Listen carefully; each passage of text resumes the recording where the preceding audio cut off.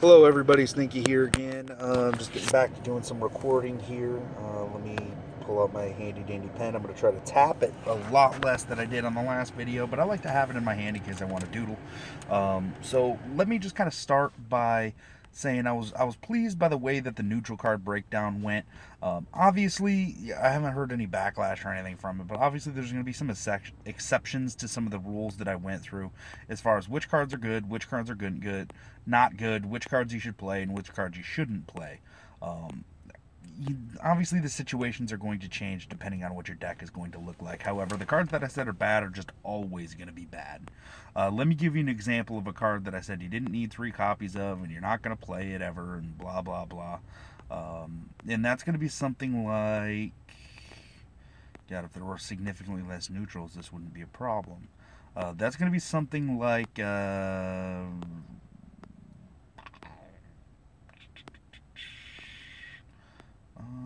where are you at? Something like Rat King. Rat King, if you're playing rats, obviously you're going to want this in your 4-hole. Maybe even over Fencer in that case, but you're probably going to run both.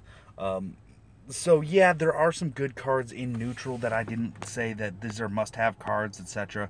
Like Door Knight. Obviously, if you're playing Knights, you're going to want to play Door Knight, but that's not going to be the base of your deck. Those are kind of extra filler cards. So I just kind of wanted to get that out of the way and let you guys know, in case people are actually watching my videos and taking them seriously. If they really want to try to get better at this game, they probably should, but there you have it. So try to collect what you can, and if you're crafting stuff, make sure you craft stuff on the list that I listed in the last video. If you didn't watch the last video, go watch it. Alright, so now to kind of start the breakdown, I'm going to go through the Viking cards and walk through all of these before you tell you which ones are good, which ones are not, what you should play, what you shouldn't, that kind of stuff. Obviously, I'm missing a ton more foils than I was pre-expansion. Damn Ventre, but you know what? It is what it is. So I could make some of these if I really wanted to in my crafting menu. That's 800. I could make one of those if I wanted to, but I don't. So we're going to walk through these Viking cards here. Again, this is going to be significantly shorter than the neutral video. So the first card I'm going to touch on is Gale Force. This card's awful. Don't play it ever. Really, the only times you'll end up playing a card like Gale Force is if number 1, you get it from Flux, or number 2, you get it from Mage Apprentice, or number 3, you get it from Dragon's Horde. I don't know if they renamed that or not. That's not the point. That's about it. You're not going to see this any other time. It just doesn't do anything. Why waste a card slot on a card that doesn't do anything? Just pointless. Next is Ice Weaving. Again, you're going to get this from Mage Apprentice sometimes. You're going to get this from Flux sometimes. Usually this card doesn't do anything either. This can combo with another card, but then you're just basically using 2 cards for a murder. If you don't really have any other options, then I guess Ice Weaving would be good, but this is never a card I would include in my deck. Lightning Bolt, this card used to be amazing, now it's just kind of subpar. A lot of the important buildings and units and stuff that you're going to see early in the game are going to come out with 3 health. That has been toned down a little bit with some of the nerfs that have happened, like with Manfish, but your Lightning Bolt isn't really going to do a whole heck of a lot. I prefer Chaotic Storm from Warlock to Lightning Bolt. You'll get this from like Flux and Mage Apprentice sometimes, and yeah, if you get it, play it, but it's not a card that I would ever include in my deck, so another card that I don't play. Lightning Mace, this is another card that I typically don't play. Lightning Mace can be good if you're running a focus build, but typically if you're running focus, you're going to be playing Ninja, whether it be Ninja Viking or Ninja Pirate, even Ninja Crusaders sometimes. But typically with that focus deck, you'll either A, get Lightning Mace from Secret Technique, and that's how you're going to play it. B, you're going to get Lightning Mace from the things that I talked about before, like Flux and Mage Apprentice. Or C, I will play Shadow Katana instead of Lightning Mace. And the reason for that is, with a focus card like this, if I can help it, I want to try to use focus cards to damage the base. And the reason why I would prefer something like Shadow Katana is because that'll add 3 to your attack, and you'll be able to deal that damage to the base, because you got to be next to it in order to use a focus spell on it, while at the same time giving your unit an additional 3 attack for when units try to get it out of there and attack it. You're going to be able to retaliate and kill them and trade up. So that's why I'll play something like Shadow Katana over Lightning Mace. However, this isn't a bad card. If you include this in your deck, you're not a bad player. Just make sure that you're using it in the right spot, because if you're not in a good position to use it properly, it's going to be a waste of a card. So you got to be very careful with cards like this. Next one's Call to War. This card is really just for funsies. Sometimes you can get a unit that costs 3 out of this and actually get something of value. Sometimes you'll get something like a rat, which is really sucks to pay 2 for a rat. It's too unpredictable for me, to be honest with you. I would rather play a 2-drop unit in place of Call to War, because at least at that point I know what I'm going to get. So Call to War is not a card that I play. Next one's Dragon Bolt. We're going to run into the first actually good card that we're talking through right now. This is Dragon Bolt. You're going to notice that it costs more than Lightning Bolt, but it has a couple of additional abilities. Number one, I can actually pick what I'm going to deal the 2 damage to. So if I want to kill that pain in the ass brewery in the back, or if I want to kill that stupid sea witch, or if I want to finish something off, fantastic. But I also get the added benefit of my next dragon is going to cost 3 less gold. That's amazing. So what that means is it doesn't even have to be on the same turn. Just the next time you play a dragon, it's going to cost 3 less, and that is phenomenal. Having your dragon cost less, you'll be able to play something expensive early and start to take back the initiative while killing something, ideally with Dragon Bolt. So if you're playing dragons, play Dragon Bolt. If you're not playing dragons, don't play Dragon Bolt. And let me take that back. If you're playing Viking dragons, play Dragon Bolt. But if you're not, don't. Next one's Dragon Taming. This is kind of Viking's answer to draw spells. You get 2 random drakes to your hand. They can be 2 stone drakes, they can be 2 spirit drakes, they can be anything in between. Sometimes this card is just a whiff, to be honest with you. Most of the time when I see my opponents play it, I'm glad that they're not playing a more useful spell. However, in tournament mode and stuff like that, this thing can be useful. Excuse me. Especially because in tournament mode, sometimes you kind of get shafted and don't get enough high damage units. So with this, you could hope to pull some stone drakes off of it, which is good sometimes. Most of the time you're going to see this card, it's going to be a card that's drawn off of Flux or off of Mage Apprentice, and in that case this is not the worst card that you can pull. It's not a card that I just include in any old deck. Even in dragon decks I don't really have room for this, because at that 2 slot I'd rather be playing like a Faithful Drake or an Ice Drake as opposed to Dragon Taming. However, it does have its uses. It's not something that I would include as a 3 of, because a lot of times I'd rather just be playing those units that I'm drawing as opposed to drawing more units. So you really kind of have to balance it a little bit, in the sake of balancing it. This is not a card that I play. Next one's Hardened Scales, another card that I don't play. This is going to give a dragon +2/+2, which is nice, or I could just pay the extra gold and play Dragon Temple and give all my dragons +1/+2 forever, as opposed to just one of them. If you're running a hyper aggressive dragon deck, maybe that would be the only case that you would play this card. Other than that, I wouldn't bother. So again, most of the cards so far, worthless. Shattering Strike, this is the card that would combo with the previous one that I talked about before, that I already forgot the name because I never use it, Cold Blast.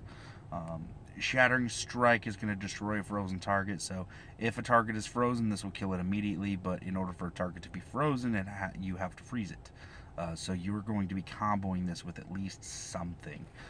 That being the case, if you really don't have any other removal options and you're playing some freezy stuff, I guess you could play Shattering Strike, but other than that, I wouldn't bother.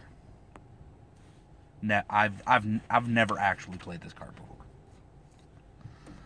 Alright, next one being Tower of Winter. This is not an obstacle. This is a building.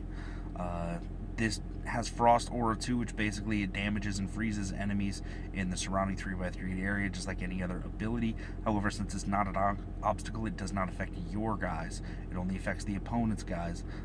I've seen cute Tower of Winter plays before, and I believe this one also doesn't have Sluggish, so you can drop it and it would pop off immediately. So if you really wanted some AoE, like, cheap removal on your side of the field if you're getting ambushed by a bunch of small stuff, Tower of Winter can do it for you, but that's just not what the meta is right now. So there's really no point to play this card. It's just going to waste some time at the beginning of your turn and your opponent's turn by popping off that stupid aura. So I don't play Tower of Winter. It can't even combo with Shattering Strike because that Frost Aura won't trigger until your opponent's next turn. And at that point, your Tower of Winter is probably going to be destroyed, and they will be unfrozen to Shattering Strike unless they get hit by the Frost Aura again, which I doubt it. Alright, next one is going to be Freezing Pillar. This is compare Tower of Winter and Freezing Pillar. It's an obstacle, however, so it'll damage both players' units. It has that same Frost Aura too. It's kind of the reason why, if you're playing obstacles, you would want to play something like Vikings, other than the wind abilities that some of the units have.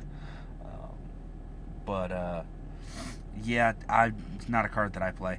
I don't play straight obstacles because straight obstacles can't win. It's just too easy to avoid the damage. So I don't bother with this card. I've played this card before, but I haven't played it in months, so there's no point to play it, ever. Next one's Rampage. This is actually the first great card that we're going to run into. This is Rampage. It gives a damaged unit an additional attack. So what that means is if you have this big bully in the back side of your field and you really want to get it to your opponent's base and you want to kill it so you can run your unit up and attack a unit and kill it, play Rampage on the unit that you just played, and it can move and attack again. So yeah, the Rampage is amazing. It's a fantastic finisher. It can help give your unit some additional reach. Just all in all, a fantastic card. If you're playing Vikings, you basically have to play Rampage. It's too good. Next one, Spear Strike. You're going to see this in a focus deck. Compare it to the to Lightning Mace that we went over, and this card actually seems a little bit worse. So it deals the same amount of damage that your Lightning Mace would deal, except for it also chains 1. That's the only difference. 2 gold for chain 1 time. It's not even like Fire Drake where that has chain 1 all the time. This is chain 1 once. Again, I prefer to play a buff on my unit as opposed to something like Spear Strike. I would look at things like Shadow Katana over Spear Strike, but again, you may get this thing from Secret Technique from the ninja side, and in that case you can find a use for it, but typically that chain's not going to do enough damage to kill anything that wouldn't already be dead anyway, and it's not like it deals 4 damage to your target. It'll deal 2 for the Spear Strike and 1 for the chain. So if you use this, it just, no, not worth it. I would play Lightning Mace over Spear Strike. Frozen Storm. This is a big reason. This card actually got changed, but this is a big reason why people would want to play obstacles. Something like Frozen Storm can knock everything back and freeze it, and it pushes your towers and fucks everything up. It can be kind of cute, but a lot of times this is just kind of a delay the inevitable type card. It's really difficult if you're losing and you play Frozen Storm to recover because you're already losing. You just end up losing more and wasting 4 gold in the process. So this is not a card that I play. I have seen it played and I have seen it successful, but don't count on this to get you out of a jam. Because if you're losing in your board state and you play Frozen Storm and it pushes everything back and freezes them, all they're going to do is regroup, play another threat the following turn, and then come back after you. So if you don't recover on the same turn that you play Frozen Storm, then you're just dead, and it doesn't do any damage. So I don't play this card.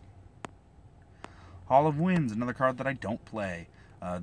Each turn, which means on the start of your turn and on the start of your opponent's turn, it's going to knock everything on the field 1 square away from your castle, including Hall of Winds. So this card can be kind of fun to play, but it's not really good. It's just going to slide across the field until it's done sliding across the field. There's no way to stop it unless you put something immobile in front of it, and even then it would still move.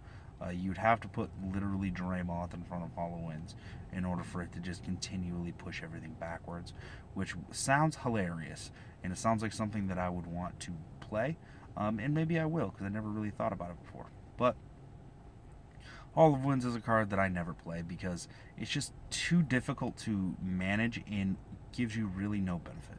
And it costs 4. Like, who wants to play 4 in this when I can play like Fencer? What would you rather have on the field, Hall of Winds or Fencer? Yeah. So here we go. We're starting to run into a unit now, finally. I don't think we've seen a unit yet. So keep in mind, if you are playing Vikings, the first Vikings unit that you're going to run into is going to be at 4. 4. There are no Viking units before 4, and there's only one of them, and it's Wind Mage. Now, Wind Mage is actually kind of useful. This is not a card that I play 3 copies of. The reason for that is his stat line's god-awful. 1 attack, 2 range, 1 attack, 3 range, 2 movement, 2 health. So he dies to basically everything and kills basically nothing. But that's not why Wind Mage is powerful. Wind Mage is powerful because when you play Wind Mage, it's going to slide everything on the field 2 spaces forward, including your guys. So it's going to push your guys from being out of range of your opponent's base into range of your opponent's base. And that is powerful. So using this thing for the movement tech is nice. But it's not something I run 3 of, because if I get stuck with this in my hand, I'm going to lose. So you want to make sure to drop it at the most opportune time, and if you get cluttered up with these in your hand, then you're just going to get overrun. So be careful with Wind Mage, but this is a card that's worth playing sometimes. Aeroth, another unit, surprise, surprise. This is Aeroth, the Wind Rider. Again, you're going to want to play this mostly in Dragon decks. However, this card is not only just good in Dragon decks. If you're playing a like a control build or something like that, like Viking Ninja, I feel like should be playing Aeroth if they're not. This is a good kind of mirror to Demon Hunter. So you've got Demon Hunter on the one hand and Aeroth on the other hand, and they basically have reversed stat lines but the same everything else. Aeroth also has the ability to buff other dragons that you have.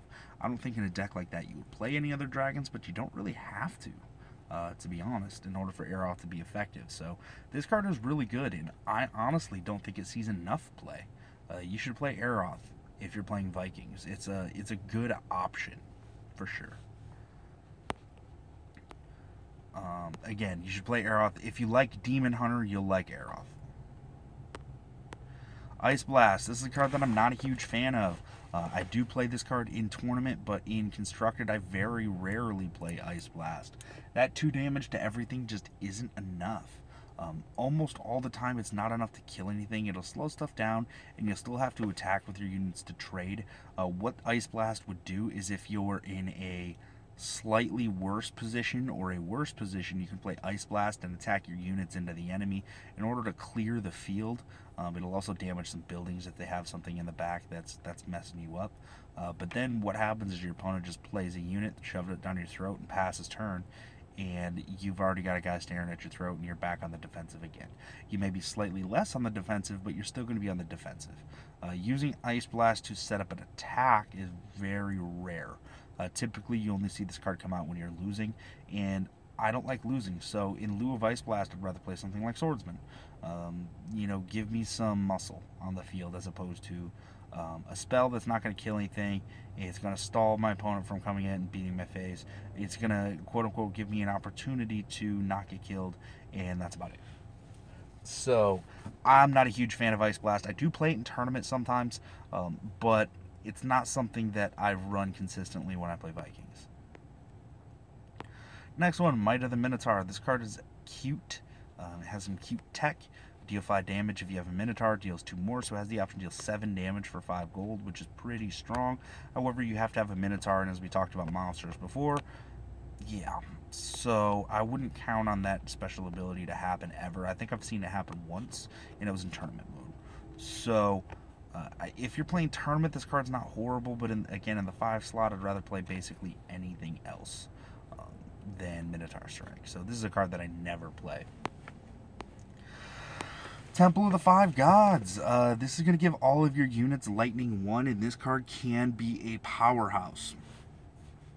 No pun intended. So, Temple of the Five Gods, what this is going to do, it's going to give all your units Chain 1. So that ability that has that Fire Drake has, is going to give it to everything. Range, melee, doesn't matter. So it can be very strong. It'll basically increase the attack power of all your units, and it'll allow them to attack everything else that's touching it. Diagonally counts. Now, where this can be strong is if your opponent has a clustered field or like a handful of buildings. But if they don't have a cluttered field, you're not really going to get a huge benefit out of it, other than your opponent really having to watch their placing, where they space their units and put them. This is where things like units and stuff with knockback would come in handy, like Berserker. If you're running Berserker, you should also run Temple of the Five Gods or something like that, in order to knock your opponent's units back and be able to get some additional chain damage off of it, chip damage on some of the other units, that kind of stuff. This card is really strong, so be careful when you see it and try to destroy it when you do. Also, having 4 health as a building is very difficult to deal with. I prefer Armory right now to Temple of the Five Gods because it gives a health buff, but you're not going to be making a mistake if you play Temple. Come on, damn it. Oh, what the shit? There we go. Hopefully I'm still recording. Alright, here's Winds of Njord. I always think it's Winds of the Njord, but it's just Winds of Njord. Njord? Njord. Looks like Njord. This pulls all enemies and castles 1 space towards your side. Sounds awesome. Practically, it isn't. It can kind of mess up the placement of some of your enemies' units with having to walk around the castle, that kind of stuff. But generally speaking, this is a card that I don't play. And the reason for that is there's just no reason to play it, like, ever. I did play it before Tower of Fire, or I got Eye of Flame. Before that card got nerfed, I played Winds of Njord to have my Eyes of Flame in the middle of the board holding control down, and then I played Winds of Njord and started using them to smash the base, kind of like as a more useful suit of armor. But this card just costs too much and doesn't do enough, so don't play it. Next one's going to be Ludicrous Strength. Now, this is a card that's really good in tournament mode. If you're playing tournament mode and you see Ludicrous Strength, you should pick it almost every time. There are very few cards that you should pick over Ludicrous Strength, especially in the common or basic slot. This is going to make any unit that you have a nightmare to deal with. And again, this is melee units only. So imagine you have a Guardian, right? So everybody should play Guardian. If Guardian is not in every single deck you build, you have a problem. But let's say you have Guardian, it's a 3/6. Let's throw Ludicrous Strength on it. Then that Guardian is going to turn into an 8/11. Now, how do you suppose that you would kill an 8/11 unit if you saw it marching down at you? That's even stronger than King Kaiju. So, Ludicrous Strength can take even the most benign threat and turn it into a monster. Figuratively, not the actual creature type. So this card is super surprising when you see it. You're like, oh fuck, Ludicrous Strength. But also, it can win you the game. So you should play this card if you're playing Vikings in tournament mode for sure. In Constructed, you may have other things that you want to play in the 7 slot, and that being the case, you should not play Ludicrous Strength. But if you're playing this in a Viking deck in Constructed, you're not making a mistake. I use this card sometimes, but not all the time. Alright, next one being Rune Warrior. Again, this is a card that I basically snap pick every time in tournament mode, just because of that Rampage ability. Man, I'm tired. This sucks. So being able to run up and punch something and run up and punch something else, or run up and punch something and run away, that's pretty powerful. To be able to have that utility, that innate multi-strike evasive type ability. However, generally speaking, in Constructed, in the 7 slot, you're going to see some other cards than this one.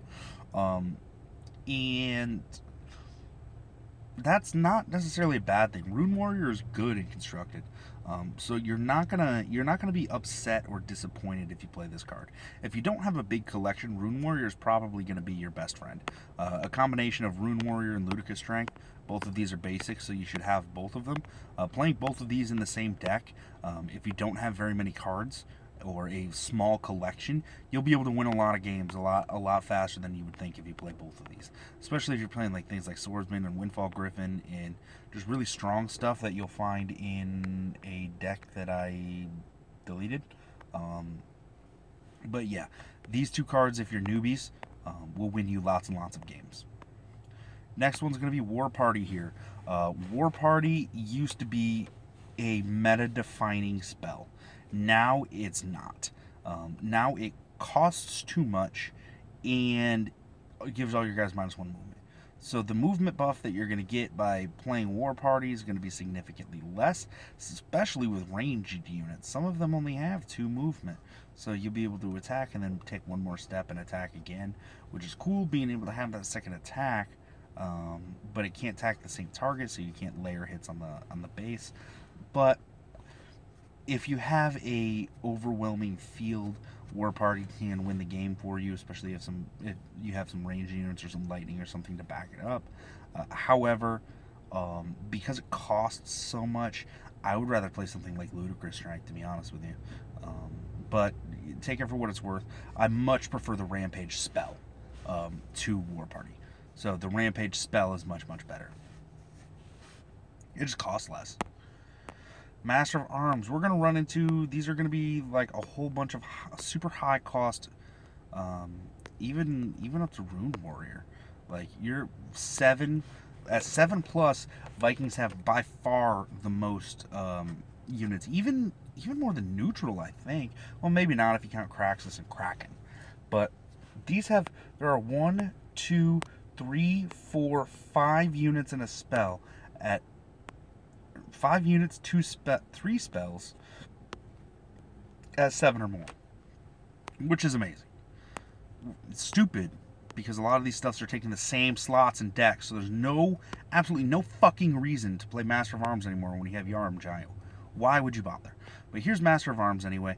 I like this card. Yarm Giant's better. Because he has better survivability.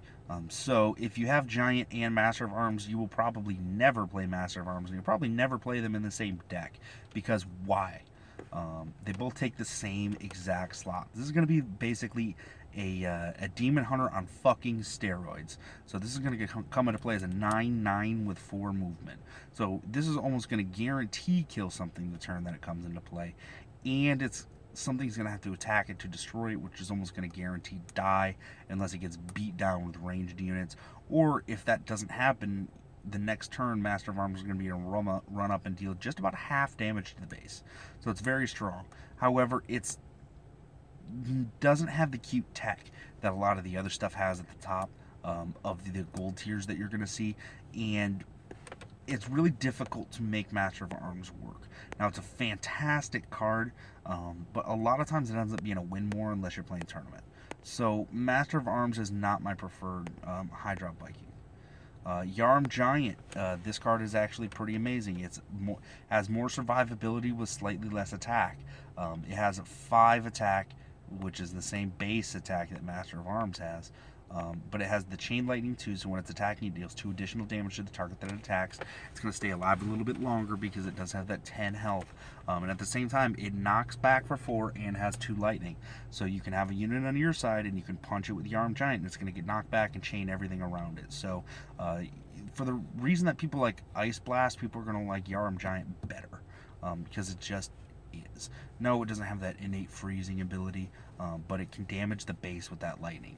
So you'll be able to hit the castle from your side of the field, and that's powerful in and of itself. So if you have Yarm Giant, play it. If you don't have it, get it.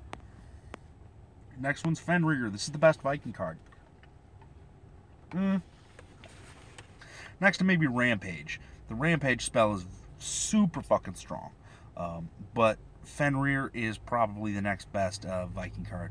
This card got nerfed, but I don't think it even got nerfed enough. It's way too fucking strong. Well, Not way too strong, but it's really, really, really fucking strong. Basically, this card has 4 movement with Rampage, and it reveals stealth units, yay. That doesn't really matter. No one really cares that it reveals stealth units. That ability could be gone and people would still play Fenrir the exact same amount that they play it right now. So there's no reason to think anything otherwise with Fenrir. Now, Fenrir has innate Rampage, so he's Rampage every turn, and he has 4 movement, and he has 5 attack, and he has 8 health. So what you'll see late game with Vikings is people will drop Fenrir, they'll run down the field, they'll punch one of your units, and they'll run and punch the base again. So it's basically unavoidable 5 damage.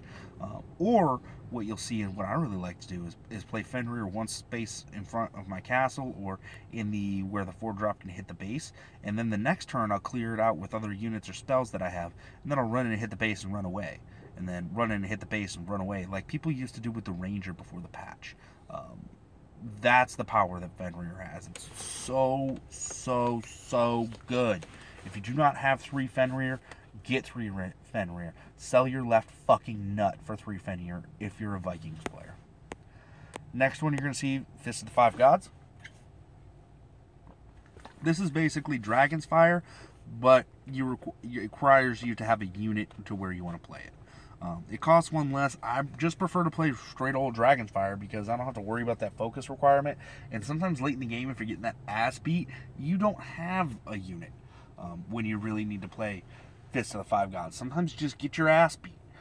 Or people recover and they're taking over, and now you've got a unit, a freaking giant horde of guys rushing down your throat, and you have nothing on the field and you're about to die. Fist of the 5 Gods is going to be dead for you, where Dragon's Fire would win you the game. So play Dragon's Fire over Fist of the 5 Gods. You can find use in this card, but usually it's just a win more, and not really necessary. Last card's Ragnar. Again, you're going to see the powerful lightning there, the 410 stat line. When it attacks a unit, it does 8 damage there. So effectively, when it's attacking, it's as strong as King Kaiju, which nothing in this game really is. But Ragnar, that lightning 4 is also really strong. 4 is going to kill a lot of stuff, especially early game stuff. You're going to be able to wipe it out.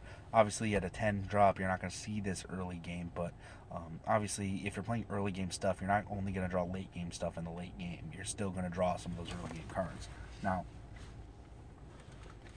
Ragnar's good, but he's just not as good as the other options. I'd rather play Fenrir, Yarm Giant, then probably Rune Warrior, and then Master of Arms, and then Ragnar. That's probably how I rate these. But since there's so much here at the top of the curve, all these cards are good, but you're not going to play them all in the same deck.